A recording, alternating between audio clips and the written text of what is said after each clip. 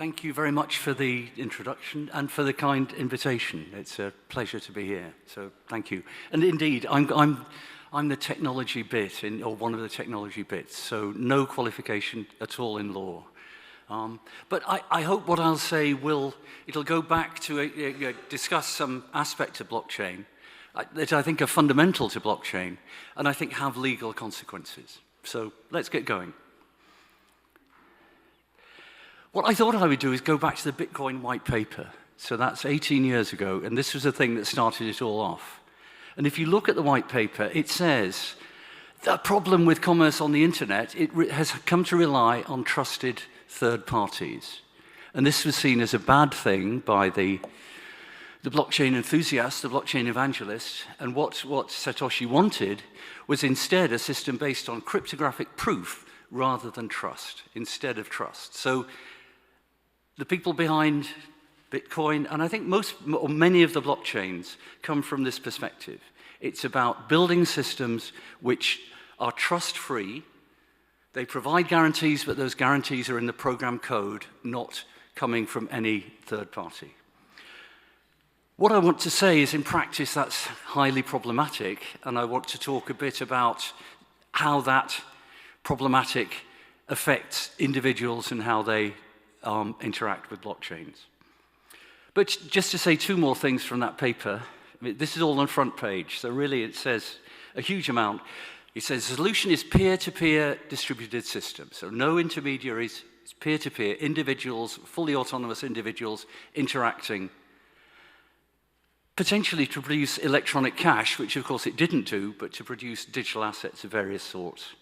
And it also prefigures smart contracts, which, I mean, as I'm sure you've heard before, are neither smart nor contracts. These are programs that run on the blockchain to automate some of the financial transactions the blockchain delivers. This is anticipated by this note about escrow mechanisms being easily implemented. So it's all there on the front page of that white paper.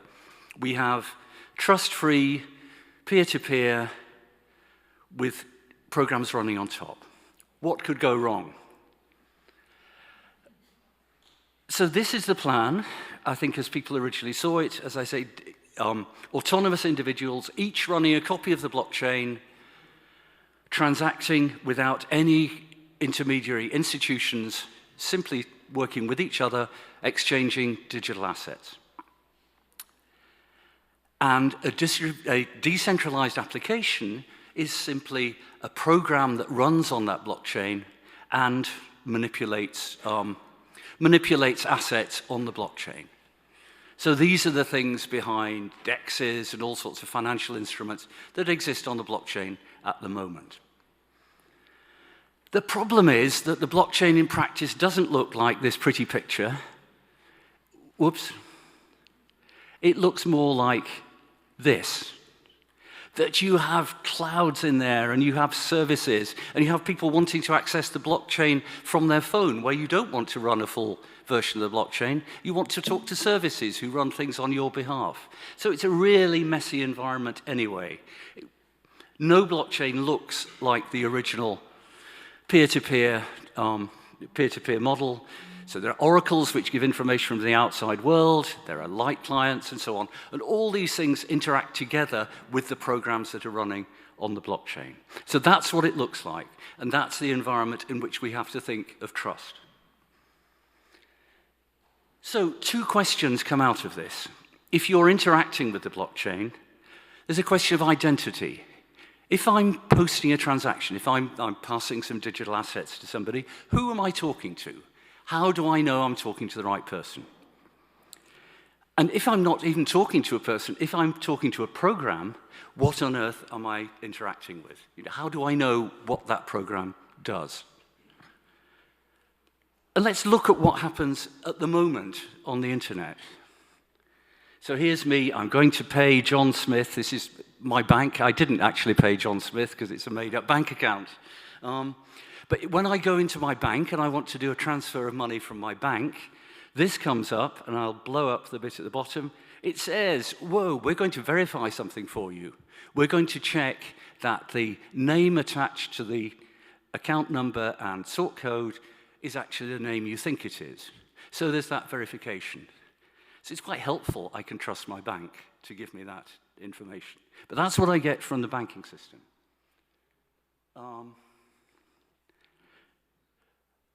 Also, when I go to here, I'm going to make a credit card payment. You can see, sorry, it's not huge here. It's telling me that I'm connected with SSH, so the connection is secure, I've got encryption and so on. And then if I click on the certificate button, it says, if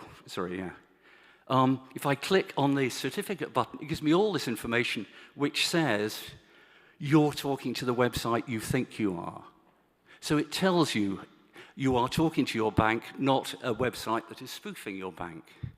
So all these things are in place to support secure financial transactions on the internet.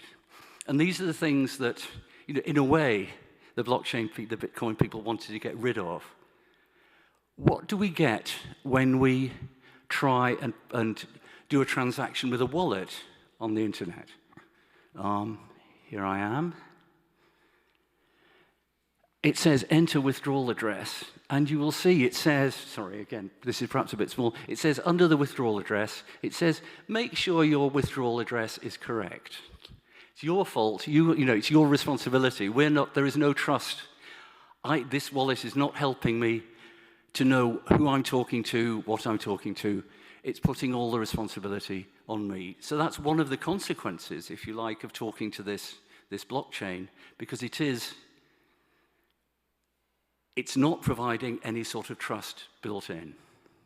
There are some things that we do know, though. We do know that we're talking to a website that belongs to a known entity because of the certification. And we do know that our traffic is secure because we're doing it over HTTPS. So all the stuff that the web provides gives us some security, but it doesn't, in our interaction with the blockchain, we don't have any guarantees. And the point I wanted to make is it's even more complicated when the thing you're interacting with is not a person, but is a program which is part of your smart contract. So, why am I worrying about what programs, what smart contracts can do? The answer is because people have lost a lot of money by not worrying about it. This is one example of a connection where two blockchains were bridged together, and there was an exploit. That was based on cracking somebody's password. This was a smaller exploit. This was based on a program flaw in one of the smart contracts. Somebody had made a mistake, which was exploitable. This protocol hack was based on hacking the governance protocol of that particular blockchain, enabling a flash loan. If that means anything, you'll be shocked. But it was possible. It was a blockchain that allowed its governance to be determined by the code, and somebody hacked the code and allowed them to exploit it that way. So many programs running on blockchain are not secure. And those were I think all of these were unintentional. And there are also cases where it's intentional. It's a rug pull. People are expected to put money in, and then at a certain point, the money's all withdrawn. So it's an area which is problematic. I've got the data for 2022. You can see the sorts of values we're talking there. Over $1 billion in total. And those are the things that are known about. So these, and parenthetically, some of these problems apply to software even when it's not on the blockchain. So one has to be, the problem of assurance in software in general is a tricky one, but the problem of assurance with blockchain is particularly tricky. So as I said, the challenge is assurance. What can we do? I'm posing the question, where's the difficulty? The answer is it's not simply securing the web, knowing that you're talking to the right website. Because when you actually exchange digital assets, that's not on the web, it's on a blockchain It's a transaction that's submitted to a blockchain, which is this distributed system of computers around the world. So just knowing the web page is okay is no guarantee. Neither is it an application you download to your phone. So the App Store, for example, of Apple or Google, the code you download can be checked, and that's the code that runs, and so you've got a sense of, some sort of sense of security from the fact you got it from a app store, an authorized app store, and you can download it and run it. What it is instead is you have this slew of things, and which the picture I had up earlier, I hope, suggested. Here's another picture trying to suggest it. You have code that runs on the blockchain, and some that runs in other places, runs perhaps in your wallet. It's distributed, it's decentralized, it relies on consensus. So consensus can break, you can get forks in blockchains. It depends on external data, it depends on cryptoeconomics, it depends on game theoretic incentives for people to behave in particular ways. So the thing that you're talking to is this rather amorphous system. But in the end, what you're doing is talking to the thing that secures each application is the code that sits on the blockchain. That's the thing that tells you whether or not the transaction you want to submit is going to the right place. So we can focus on that. But just before we do that, let me just say something about, and this is about computer security in general, that I don't know, do any of you recognize that building?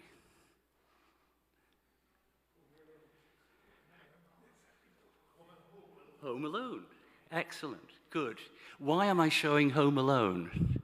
Because if you want to defend the house, you'd better make sure you defend the windows and the door and the basement and the chimney.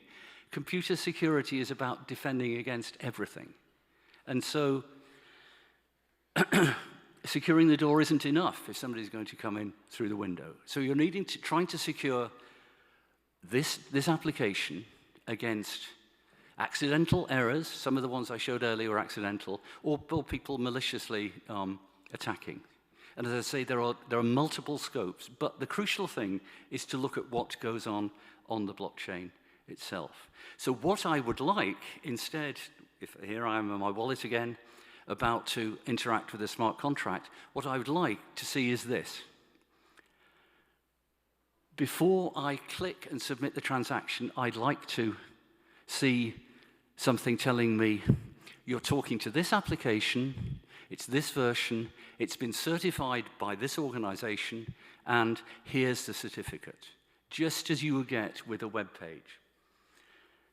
Now, at the moment, as far as I know, no blockchain provides this, no wallet, because it needs a wallet to provide this kind of feedback. But it's entirely possible. I was doing some consulting work with a company, and it got sidelined.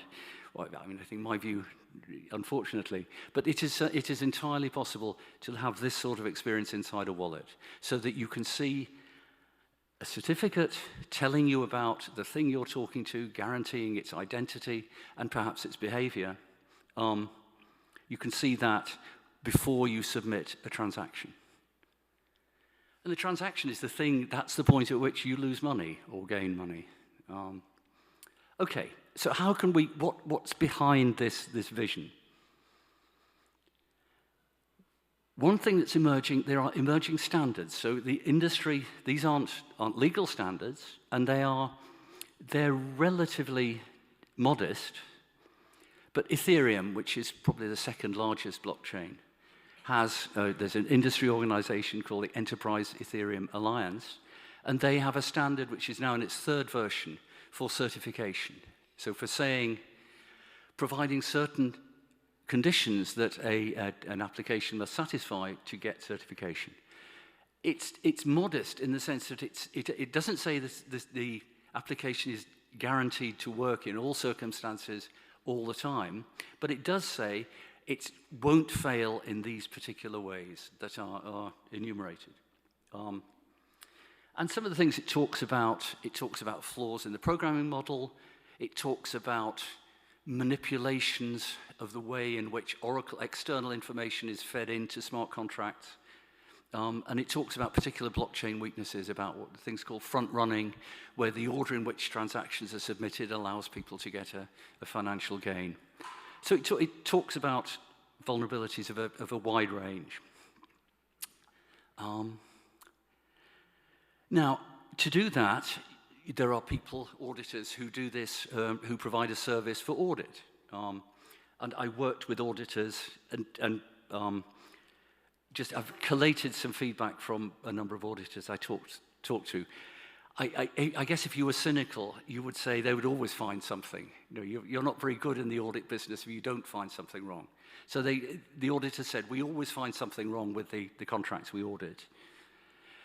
They saw a close correlation between the ethos of the team who built the contract and the quality of the code, perhaps unsurprisingly.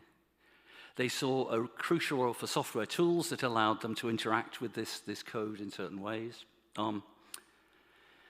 And they found particular cases, these are perhaps generic to program faults. Minting and burning of tokens was seen as particularly important, because those are often a token is often the thing that gives you permission to perform certain actions inside a smart contract.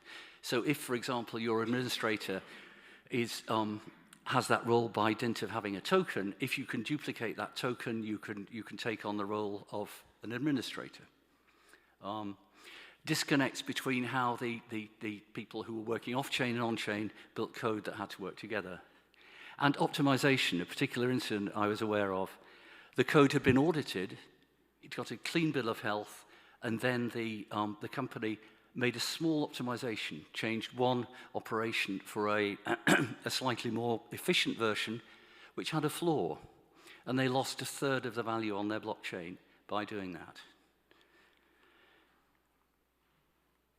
And one nice story about community coming to the rescue.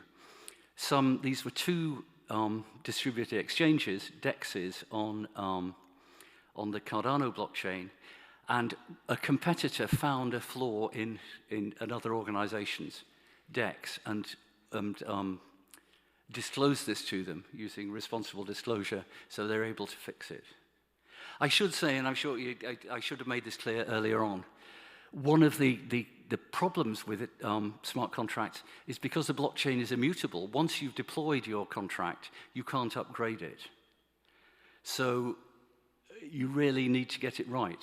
And I could go into the details of how in fact, they managed to upgrade it because the flaw there was in their contract allowed them to upgrade it. And so they used the flaw to fix it.